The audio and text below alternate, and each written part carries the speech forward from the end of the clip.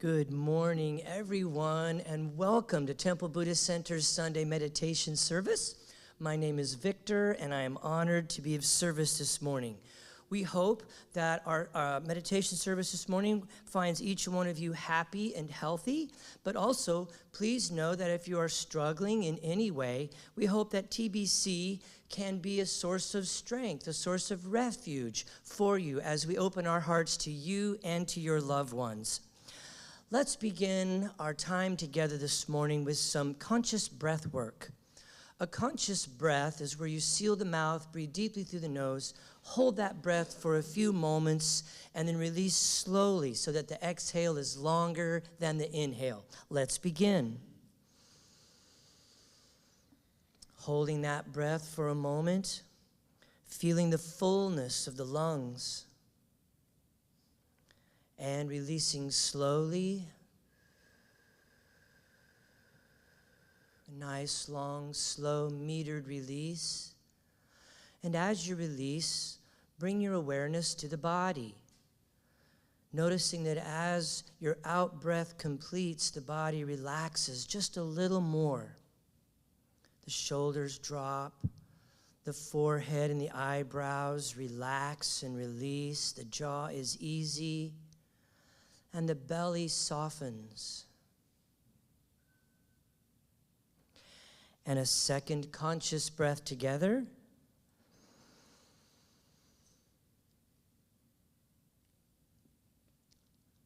And releasing.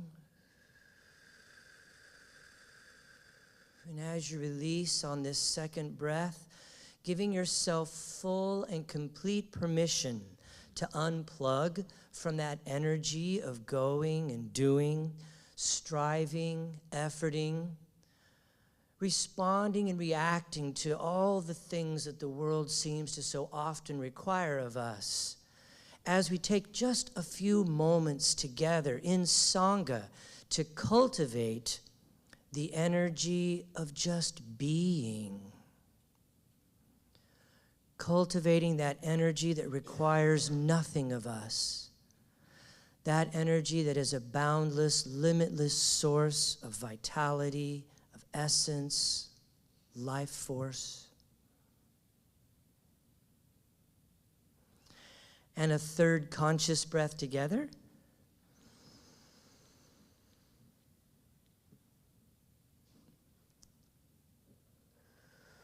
And as you release, bringing your awareness to the present moment. This is all there is.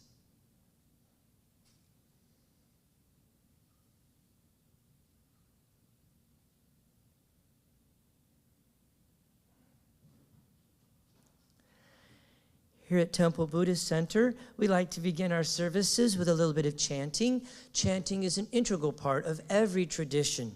Chanting is not about being a singer. It's about having a voice. It's about a deeply devotional expression of that which is sacred within you and sharing that with not only our Sangha, but with our community at large and ultimately the world. And so our chant today is Namo Amitabha Hamsa, Hamsa. Namo Amitabha Hamsa, Hamsa. And in the Sanskrit tradition, this is a chant that honors the Buddha of infinite light, limitless light. And Hamsa in Sanskrit means, I am that. I am the Buddha of limitless light. And so we'll invite Rochelle to tone us in as we take another conscious breath.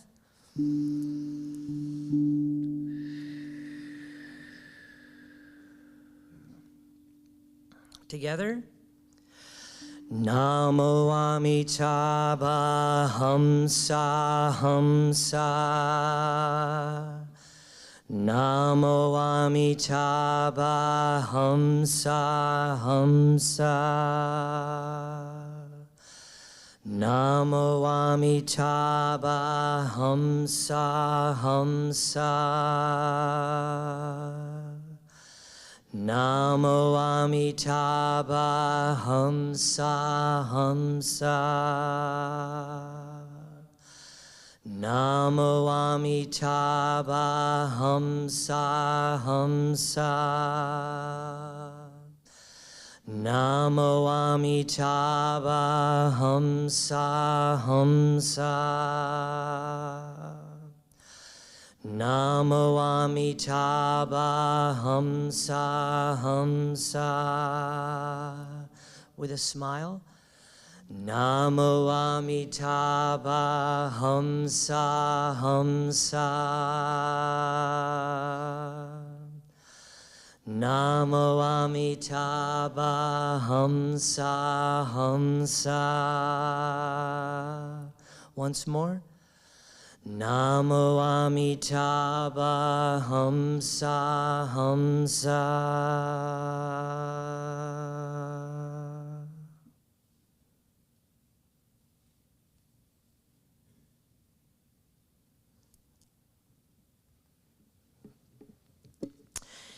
Here at Temple Buddhist Center, we practice Western Buddhism. Western Buddhism is a blend of Eastern philosophy and Western psychology, and this new and exciting form of spirituality is dynamic, it's growing, it's changing, it's learning with us as we come to know more about this human condition. It is active, it is inclusive, and it focuses on core Buddhist insights, meditation, mindfulness, as well as their practical applications in our daily lives. Our goal here is not to get everyone to agree on a specific lineage or philosophy or sect of Buddhism, but rather it is on simply a shared experience of mindfulness, oneness, and love. Whether we are chanting together, sharing from the heart, spending time in noble silence, we respect that you will participate at a level that is comfortable for you. We take refuge in the three jewels and acknowledge these core values as expressions of the awakened mind, the Buddha, the Dharma, and the Sangha. We value awareness of our Buddha nature, as well as the Buddha nature of all beings, bringing a fresh and a new perspective to each and every encounter.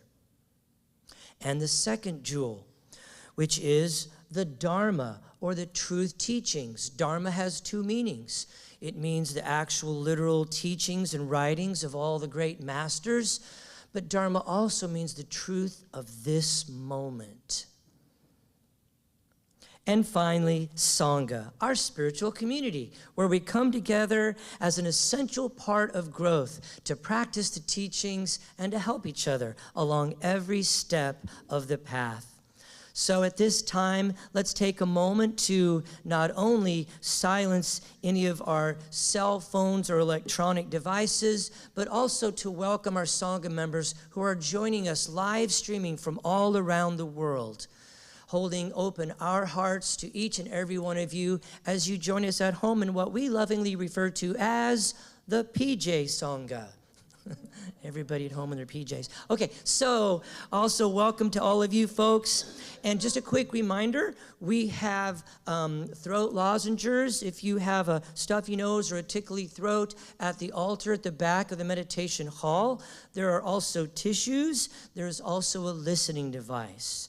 And so with that being said, let's go ahead and take time now as we prepare for contemplation and meditation. We will begin with the refuge prayer, which we will recite 3 times for the 3 jewels. Conscious breath.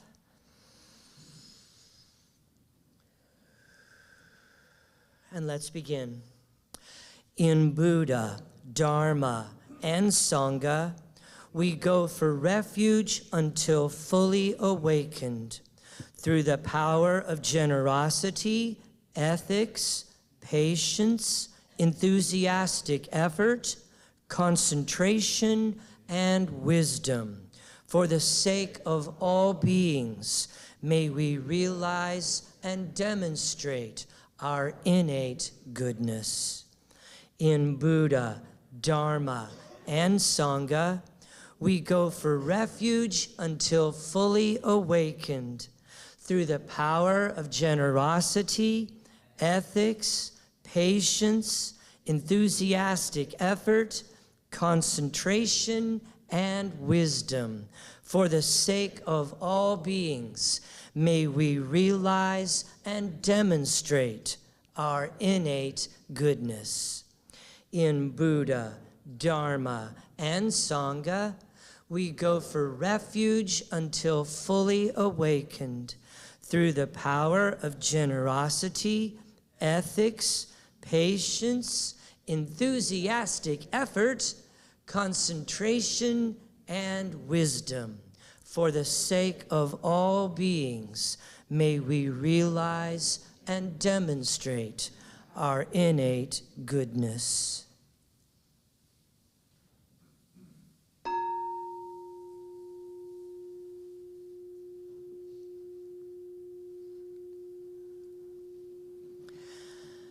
And so, as we prepare now for a time in meditation, if you have an extensive practice, then I invite you to practice in a way that is fitting for you this morning. If perhaps you are new to meditation, we're going to begin with a dedication of intention. We will awaken the bell 3 times for the 3 jewels. And then our teacher today, Mr. Robert Brumet, is going to lead us in a brief guided meditation that is designed to assist you in moving into the stillness. Afterwards, Robert will bring us out of meditation. We will sound the return bell, and then it will be time for today's Dharma talk, or teaching. And so with that, let's take a conscious breath together.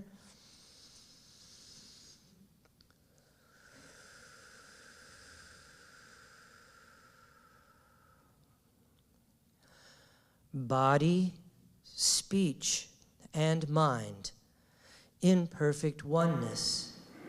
I send my heart along with the sound of the bell. May the hearers awaken from forgetfulness, transcend the path of anxiety and sorrow, and realize the true nature of who they are.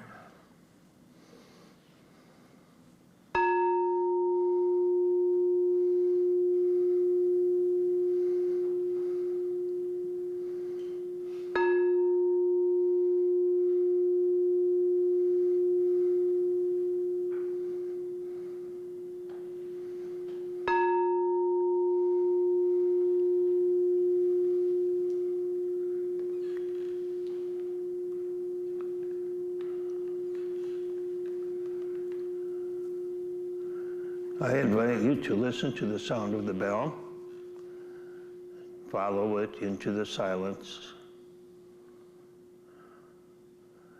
I invite you to enter into the silence with the sound of the bell,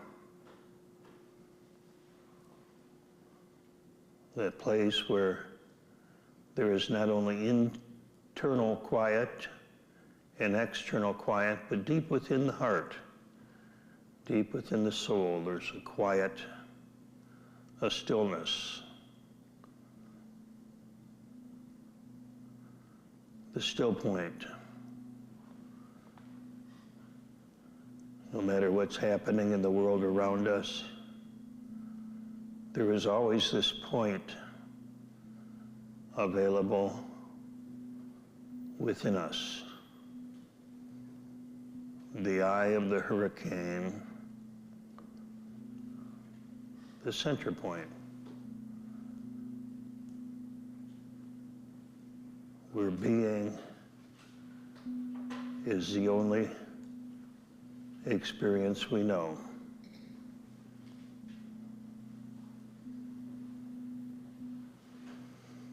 As you breathe, I invite you to allow yourself to move into that quiet place with each breath that you take.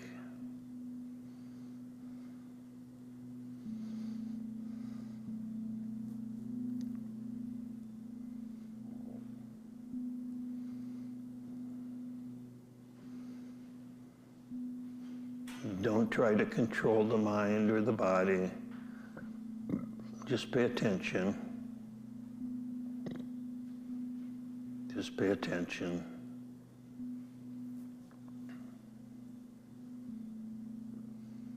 Just notice. Notice from that center point.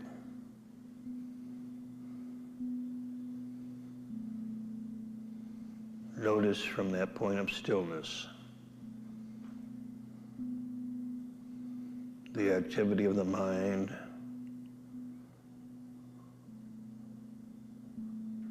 the activity within the body,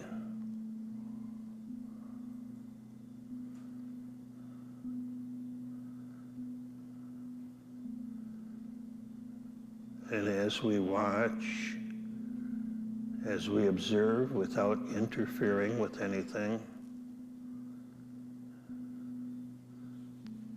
like a spinning wheel, it will begin to slow down eventually, come to a point of rest.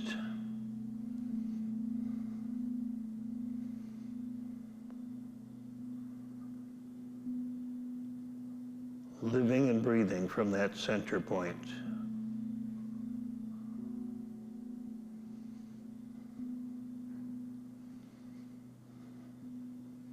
Watching, learning, but not identifying with, not trying to interfere with the mind and the body, just letting it be. But being very aware, very clearly aware, being present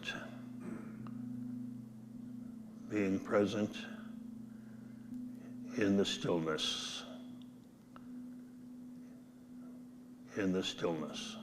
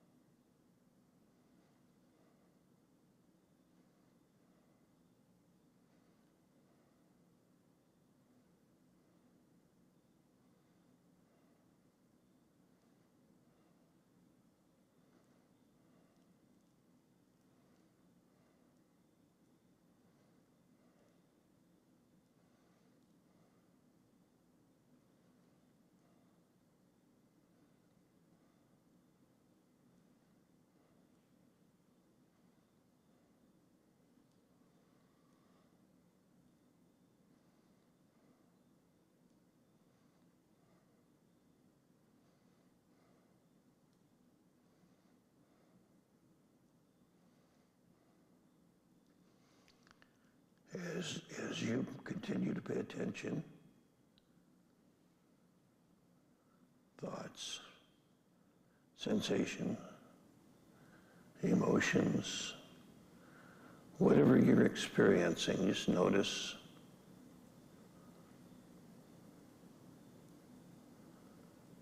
At this time in particular, I invite you to become aware of your body, sitting in the chair, sitting on the cushion.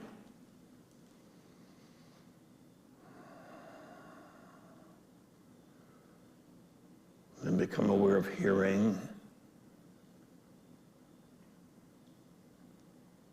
opening the awareness to receive the sounds as they reach your ear.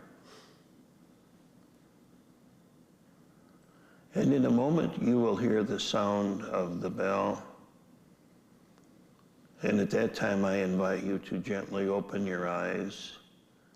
Continue the practice of being present with the eyes open, carrying as much of the meditation practice into your everyday life, fully awake with eyes open, mind open, and heart open. And now here's the sound of the bell.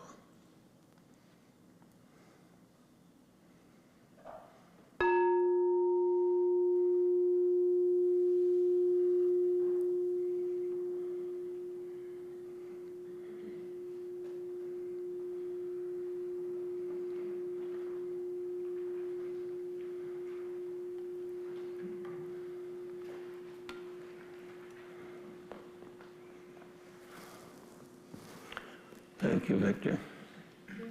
Yeah, good morning, everyone. Good morning. Happy Standard Time. Happy extra hour sleep. That's a nice prayer.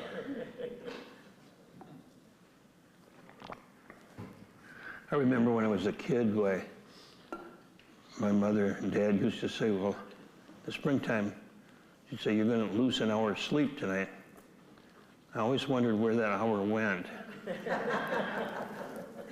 And then they'd say, don't worry about it, you'll get it back in the fall. So I just imagined this hour circling the earth or something, coming back 6 months later, you know. I thought, what if that was the hour I did my homework? And the boom was gone. Okay, this morning I want to talk to you about a Greek myth. It's the story of Narcissus. And at first I want to explain what I mean by myth. So oftentimes we hear the word myth to mean something generally believed to be true, but it's not.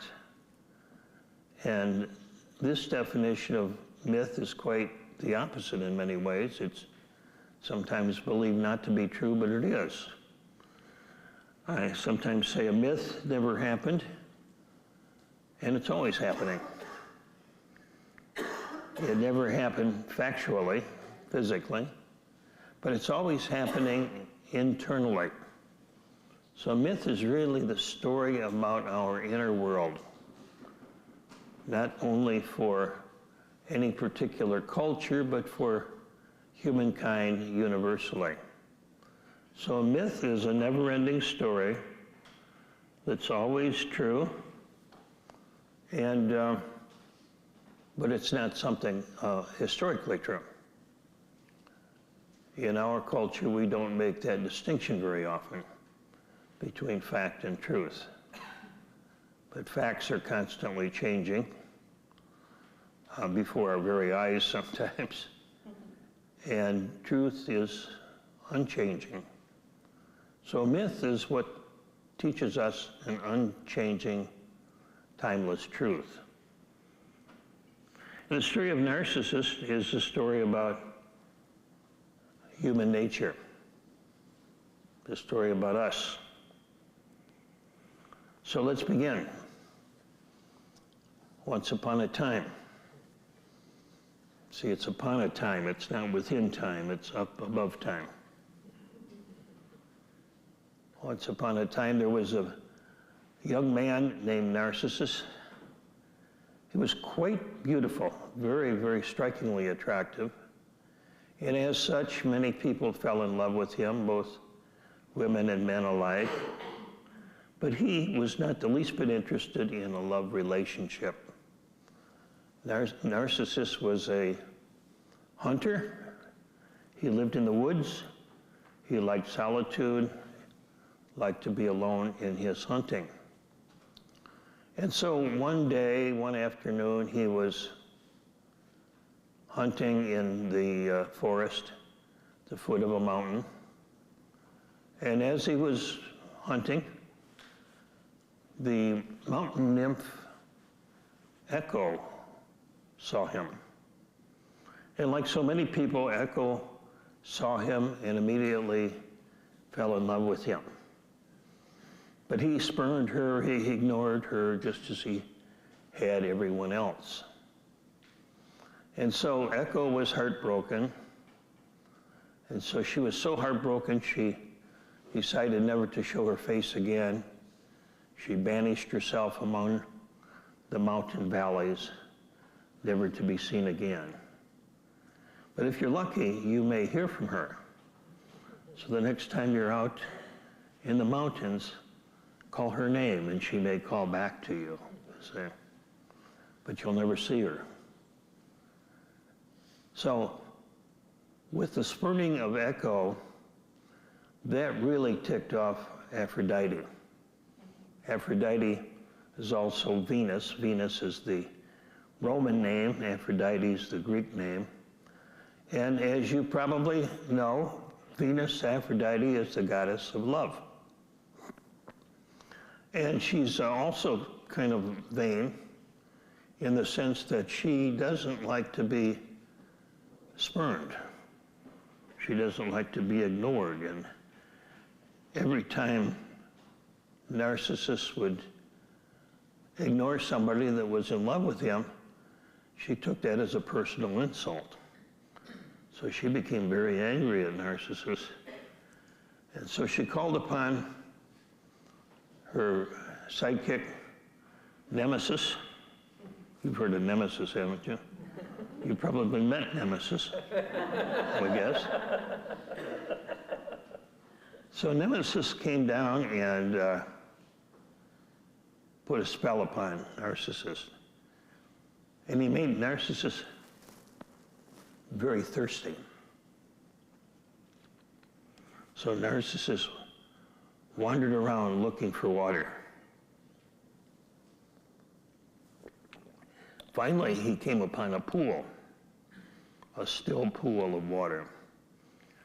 And when he came to the pool, he knelt down, he started to drink from it, but he saw his own reflection in the water, the pool, for the very first time. Because there were no mirrors then, he had no idea what he looked like. But when he saw this face of stunning beauty, not realizing that it was himself, he fell in love with it. He fell in love with his own image. And he became so fixated on this image that he was not able to move ever again. So he became fixated, stuck, until the day that he died. Yet Narcissus died right next to that pool of water. And after he died, the next spring, a flower emerged. And the flower is named after Narcissus. And it's called the Narcissus. So every time you see a Narcissus, you can think of our friend from the Greek myth. Now, Narcissus may have died in the myth, but he's very much alive today. All you have to do is stand on a street corner. You'll see him at work all the time. People are no longer staring into pools of water, but they're staring into something else, aren't they? What is it they're staring into? Facebook, FaceTime, me.com, okay? Me. In fact, there's even these sticks, you know, you can get a selfie, what are they called, selfie sticks or something? I call them Narcissus sticks. That's really what they are.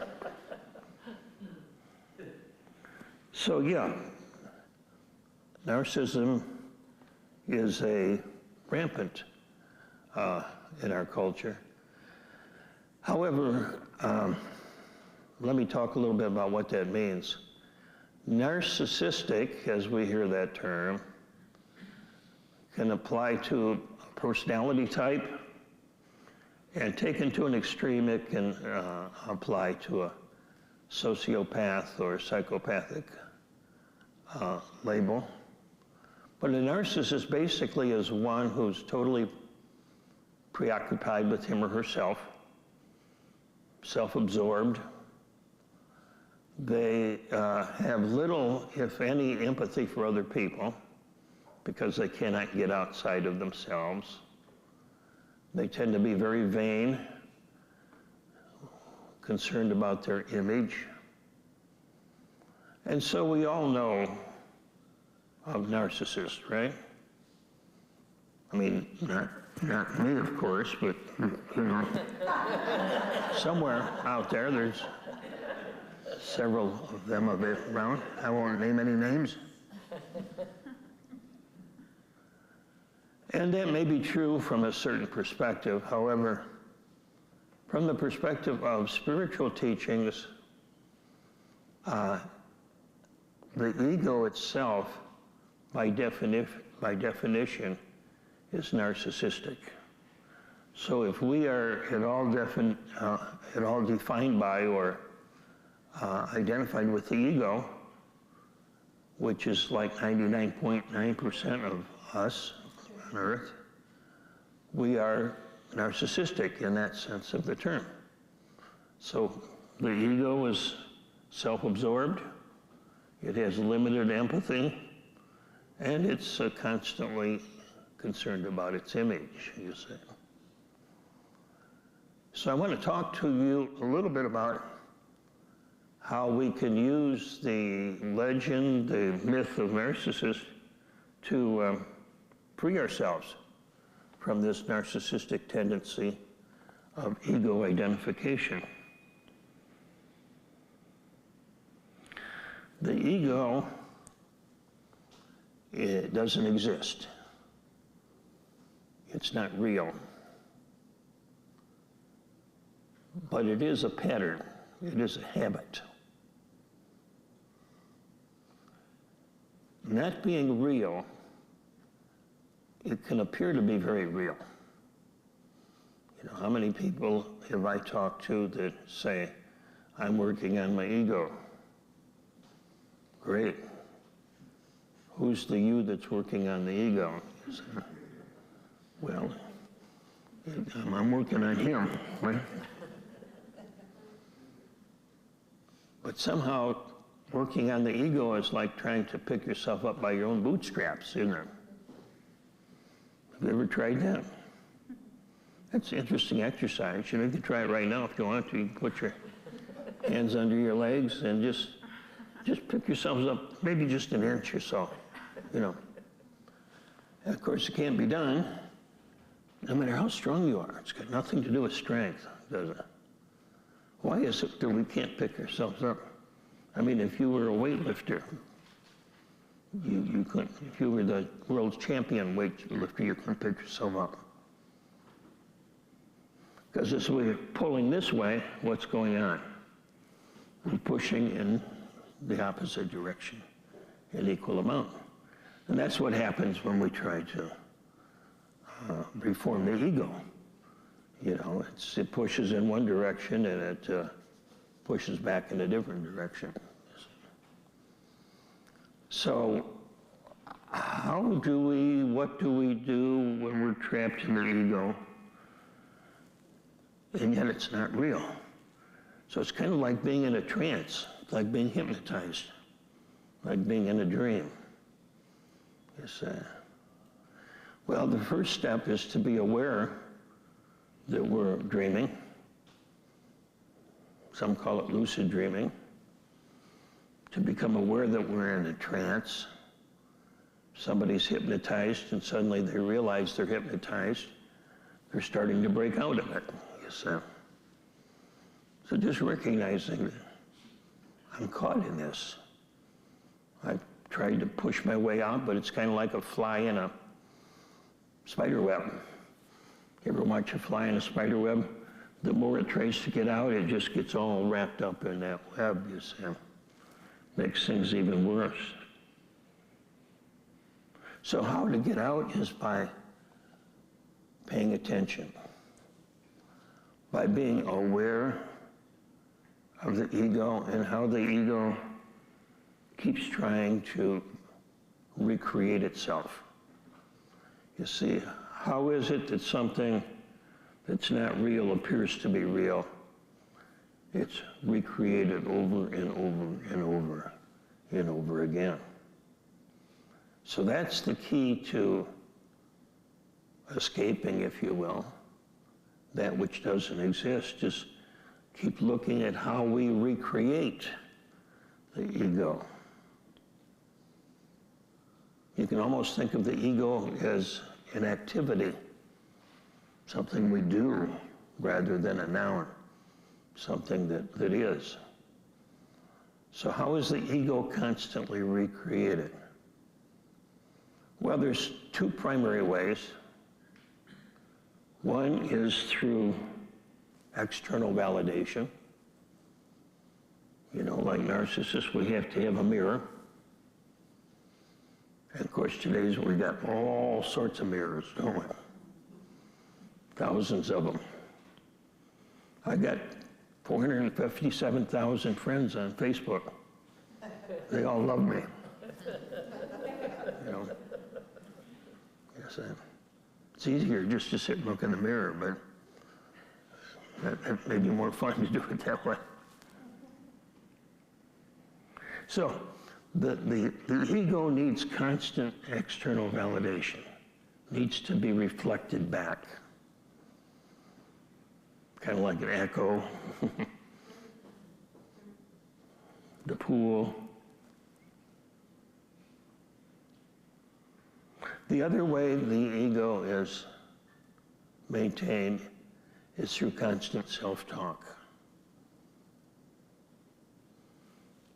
Pretty easy to figure out. All you need to do is just sit for a few minutes like we did a little bit ago.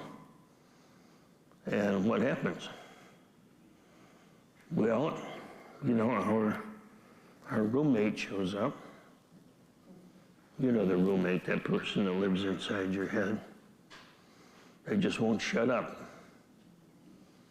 Sometimes they're quiet if I'm busy with somebody else that's affirming who I am.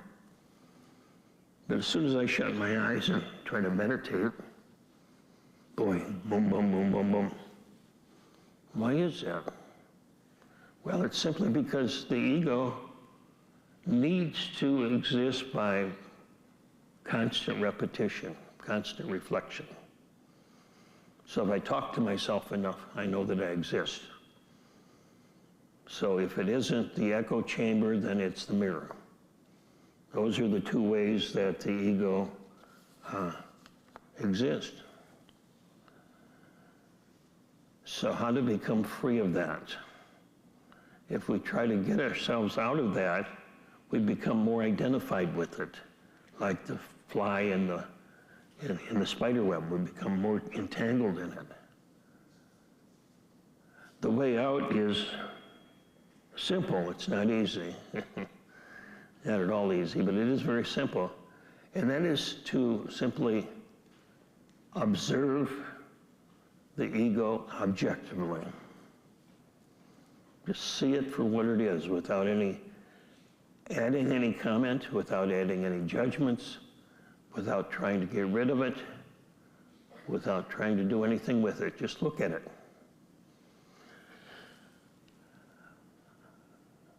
Be as objective with your own ego as you would be if you were a naturalist looking at a bird on a branch. Binoculars.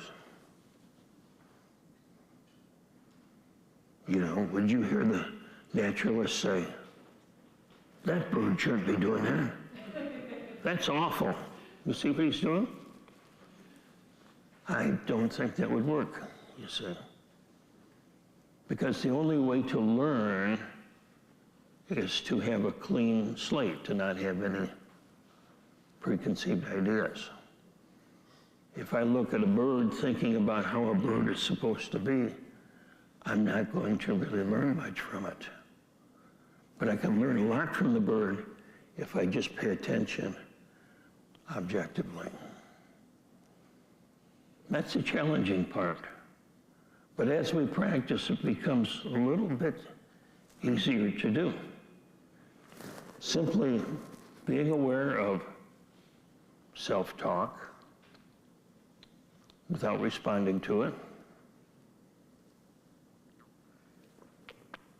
It's a little scary at times. It sounds like, it sounds like your drunken uncle's in there sometimes, Oh, good. There's a crazy man loose in there.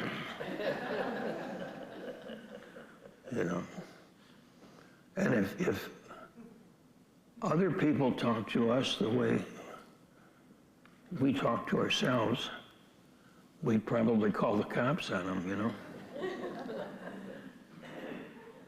But if we can just be aware,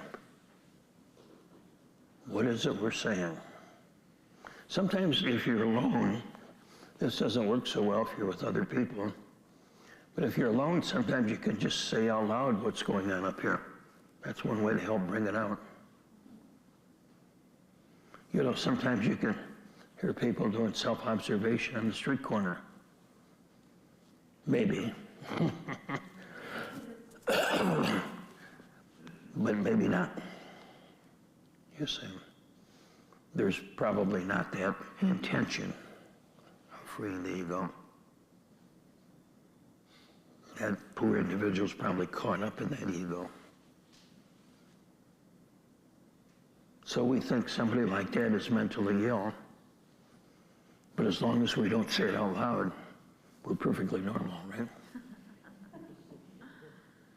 You see, that may be the new definition of insanity.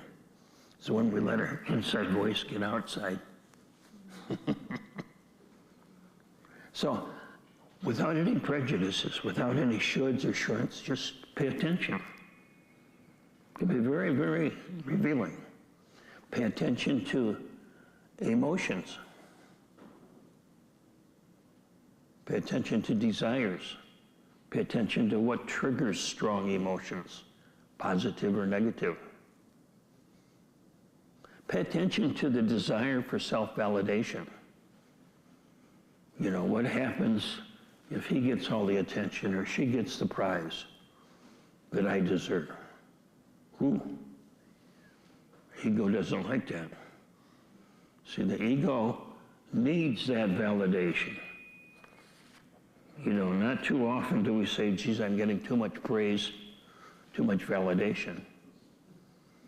It may be uncomfortable because we take it seriously.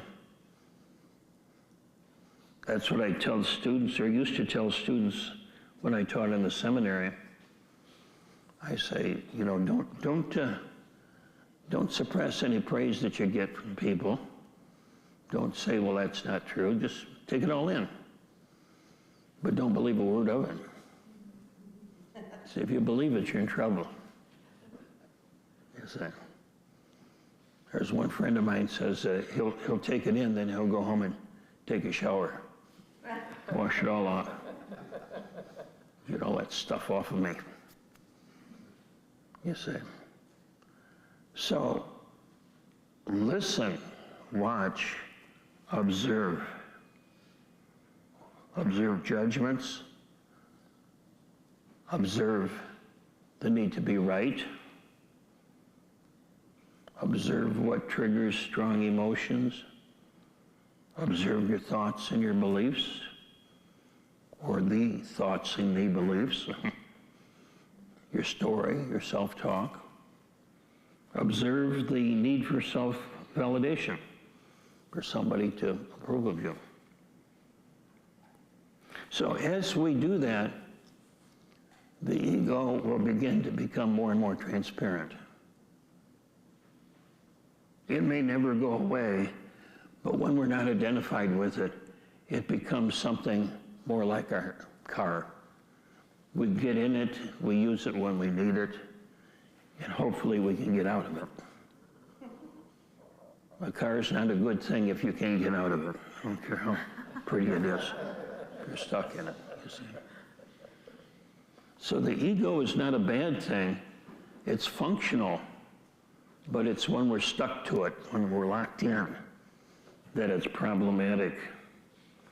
And as Narcissus died, a beautiful flower emerged. And so as the ego dies, the beautiful flower emerges, the beautiful flower that's always been there, and that's the flower that you are. And that flower surpasses all external beauty. So you don't need to look for validation. Just let yourself discover the beauty that you already are, whether anybody sees it or not. Just know it. Thank you for sharing the Dharma with us this morning. And be kind to yourselves.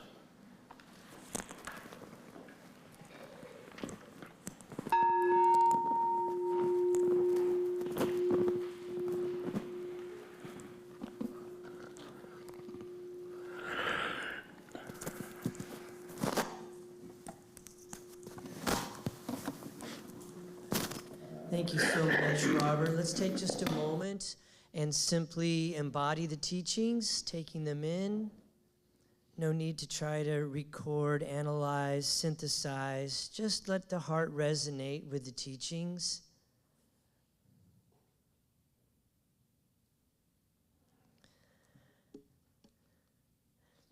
And as we move in or transition to a different part of our service, which is time for heart practice, it is not uncommon to adjust your posture or stretch a little or shift or take a conscious breath.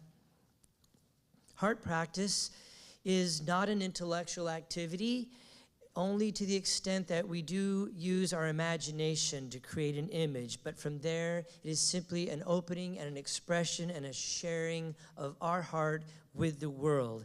And so I invite you to take another conscious breath. And as you release, begin to open your heart. Some people like to include an external demonstration. For example, the Anjali Mudra, which is a heart focusing, or perhaps placing a hand on your heart. Or some people will just place their hands on their lap with their palms up in kind of an expression of outward sharing. And so as we do this, I invite you to bring to mind an image of yourself, a full body image of the form that has been given your name and that has accrued the many experiences over the years. And holding this image in your mind's eye, recite silently to yourself these words of metta practice or heart practice. May I be filled with loving kindness.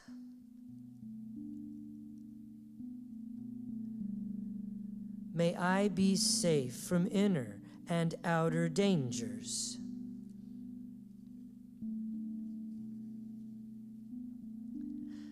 May I be well in body and mind.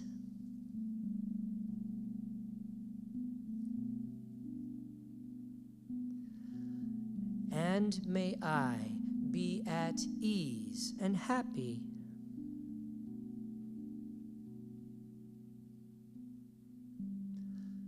Conscious breath.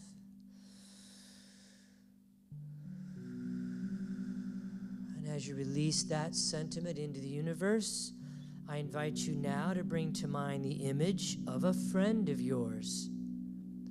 Holding this image in your mind's eye of your friend, let us open our hearts as we send metta. May you be filled with loving kindness.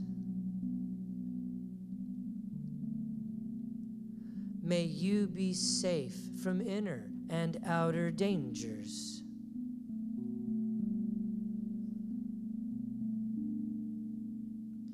May you be well in body and mind.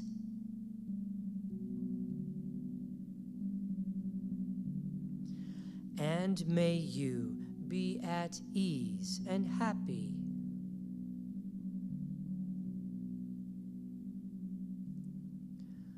Conscious breath.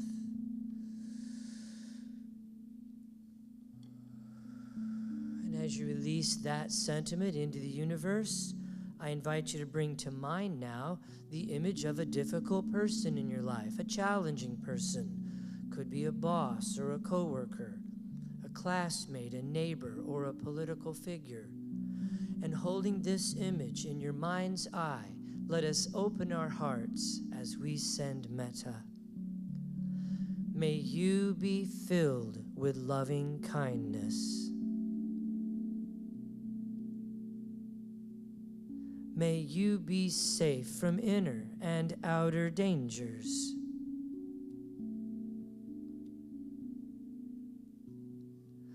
May you be well in body and mind.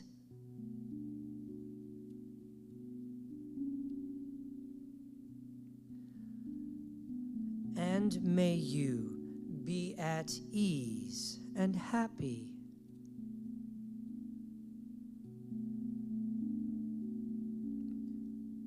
Conscious breath.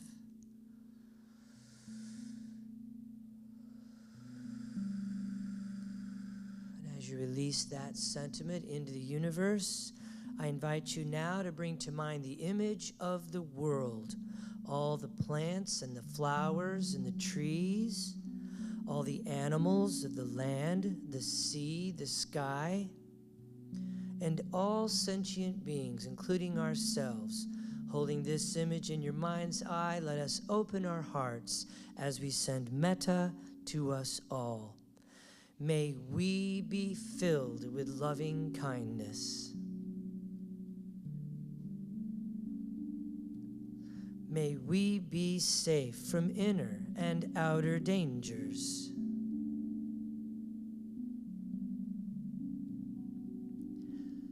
May we be well in body and mind.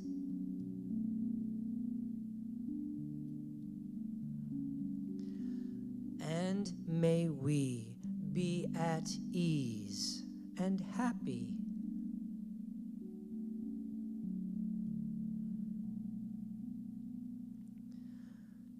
Conscious breath.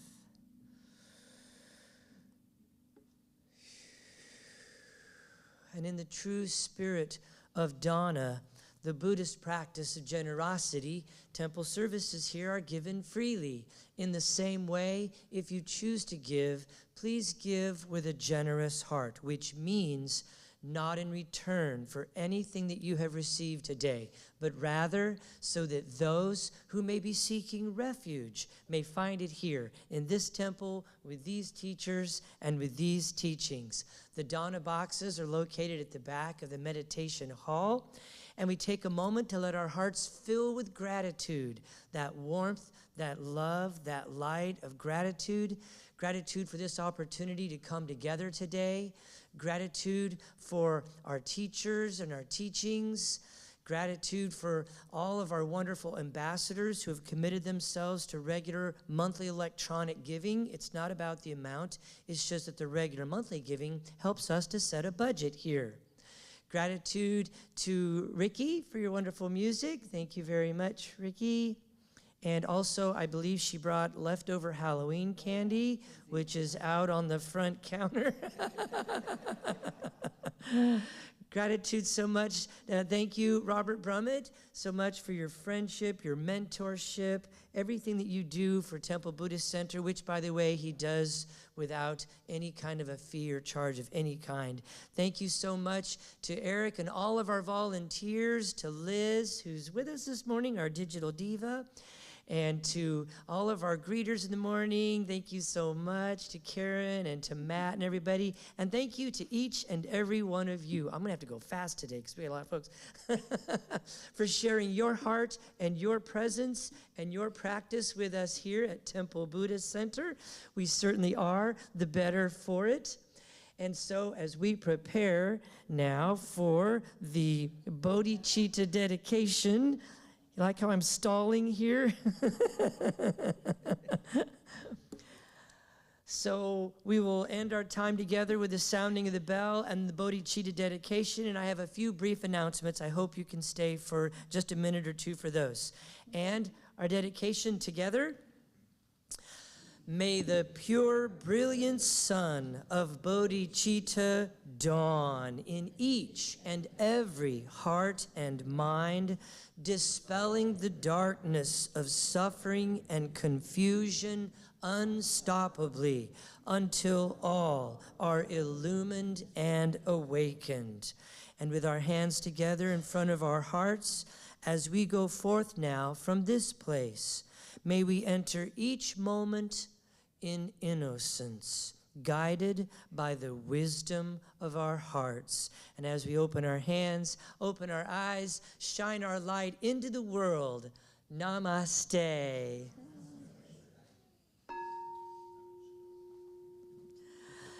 Thank you again, everybody. We had a beautiful, robust Sangha this morning. It's great to have you here. Just a few reminders. Don't forget downstairs, right after the service, our delicious crumble cookies, as well as some people are going early to go get them. Good, I'm with you guys. Save me one. There's also coffee and there's tea. We also have our post-service discussion group, which is just out the meditation hall doors to the left in the Heritage Room. And that's where folks come together to talk about the Dharma talk today and to share how that applies to their life. Don't forget our lending library right over here. It's free to everyone. If you have some old Dharma books, please bring them and put them in there. And then those of you that might be looking for different forms of the Dharma or different writings and teachings, there's lots of them over there. Also, today's the day. Today is November 6th, and so from 3 to 5, we're going to be featuring downstairs in Unity Hall, which many of you remember as Eden Alley. We're going to be featuring a full moon meditation. There's going to be dances of universal peace. There's going to be, we're going to build a flower mandala. How appropriate, talking about the Narcissus today, and we're building a flower mandala. And then also chanting and kirtan. And so Clark Jameson, a tabla drummer, will be joining me for the chanting. Tiffany will be putting together the flower mandala with all of your help. And then Malika Lyons will be leading the dances of universal peace. So it's a wonderful opportunity to come together and just share in joy and sangha of dancing and chanting, and just to kind of, be present with that beautiful flower that we are, that Robert was talking about within. And don't forget, our 4-day silent meditation retreat over New Year's is approaching, and so the registration is available for that. Just go online. There's 3 ways you can attend the 4-day silent retreat. You can be sequestered there with us. It's in a retreat center, so you have a room or share a room. You can also come in the morning and go home at night, or you can also join us virtually. So all of those are available. We hope that you have a chance to check in with us on that. And then all kinds of wonderful things. Kristen will be leading a meditation today at 12:10 to 12:40 is when she leads out a 30-minute meditation right across the hall. And then also, Beth, she just went to go check with the kids. Beth is, the Casey Restoration School is moving. And so they're having a big moving sale next weekend. So if you work in any kind of an industry where there are children, or you have children, or there's a grandkid or something like that, there's going to be lots of things that she's going to have for sale. The school is not closing, it's just moving. And so that's next weekend, Saturday 10 to 4 and Sunday 12 to 4. And Let's see, I think that is about everything. Thank you all so much. It was really a joy to be with each and every one of you. And so as you go into your day, I wish you peace, blessings, and go Chiefs.